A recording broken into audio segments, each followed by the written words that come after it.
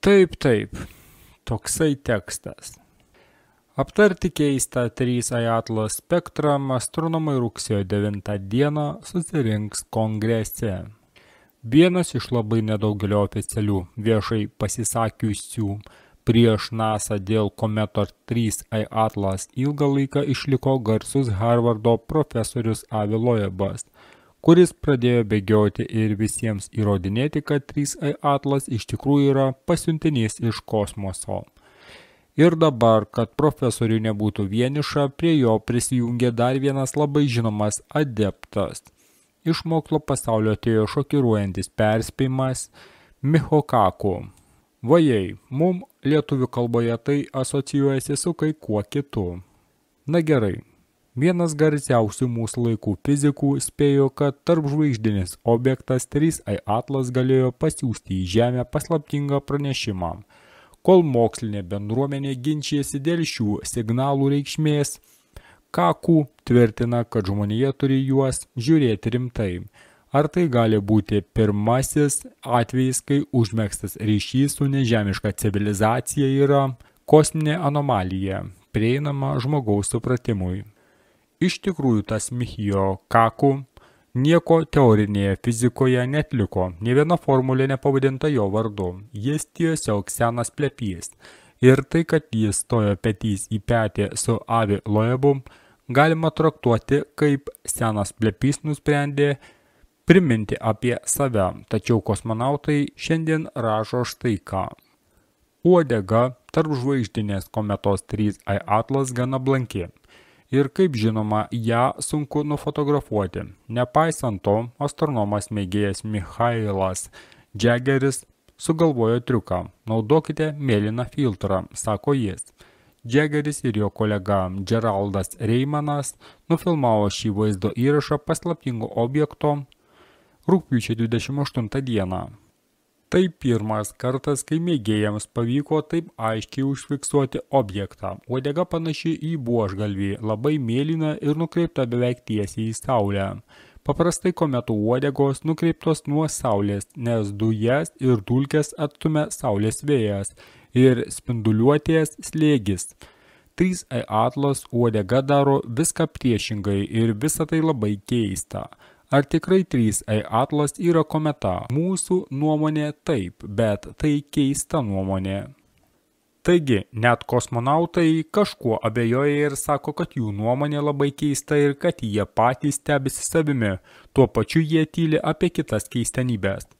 Pavyzdžiui, apie tai, kad 3i Atlas uodegoje nėra geležies spektro pėdsakų, esant didžiuliam kiekiui nikelio. Gamtoje taip nebūna, kadangi termobranduolinėse reakcijose žvaigždžių viduje šie du elementai susidaro poroje ir visada kartu randami bet kokioje uolienoje, ar tai būtų Žemės uoliena ar meteorito uoliena. Žinoma, draugai, visame tame aš lieku nešališkas. Tebūnie taip. Trečias keistas momentas – anglies 13, retas anglies izotopas, kuris pasaulyje beveik nesutinkamas, tačiau aplink 3i Atlas jo gausu. Ketvirtas momentas – cirkas su NASA teleskopais, kurie galaktikų susidarimą su pusės milijardo šviesmečių mato štai taip.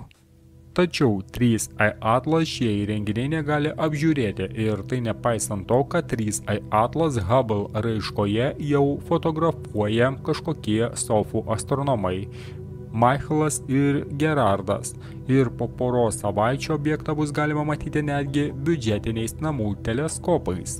Ir tai tik pagrindiniai patys stulbinantis momentai, o pilnas 3i Atlas keistenybių sąrašas bus apie 33 punktai, bet ką sako kosmonautai? Kosmonautai sako štai ką. Paprastai kometų uodegos nukreiptos nuo Saulės, bet 3i Atlas daro viską priešingai ir visa tai labai keista.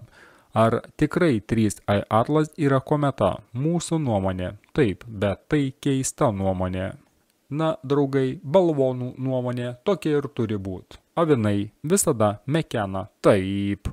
O mums visą tai atrodo taip. Vis dėlto vyrukai iš spaceweather.com rado savyje drąsos pripažinti, kad jų nuomonė gali būti ir klaidinga, kadangi ji keista. Žiūrėk, gal netrukus jie jau ir nebebus tokie aktualūs teigdami, kad Žemė yra apvali, bet kol kas ufologų, nebirologų temose pačiame priešakyje yra kongresas. Oficialūs klausymosi posėdžiai kongrese bus tarsi apie NSO, bet piktos liežuvės kalba, kad kongresą specialiai sušaukė tam, kad aptartų 3A atlas. Tiksliau perduotų informaciją, kadangi tokio pobūdžio klausimus, kaip susitikimas su broliais pagal protą, sprendžia kitose vietose ir kiti dėdės. Įtarėme net, kad tarp jų nėra nė vienos tetos, juo labiau tetos translyčio azijatom. Kol kas neaišku, ar informaciją perduos tik kongresmenams, ar su jie supažindins taip pat visas šalis ir tautas. Tačiau sprendžiant iš to, kad į temą įtraukė netgi Michio Kaku ir kad net oficialieji dėl kometos jau šiek tiek abejoja, kažkokia prezentacija masėms vis dėlto ruošiama. Todėl žiūrėsime, kas bus. Taigi vis dėlto, draugai, žiūrėsime, kas bus. Tikrai įdomus cirkas. O galbūt tai labai rimta tema. Na, bet kokiu atveju, jie mus pastoviai linksmina. Pastoviai sugalvoja mums pramogų. Valdžioje sėdintys yra nuostabūs išperos. Jie pastoviai ir pastoviai mūsų linksmina, juk mūsų gyvenimas toks liūdnas. Na, o mes iš mūsų, kabutėse, šeimininkų pastoviai gauname tokių linksmų dalykų. Todėl pirmin, kodėlgi ne?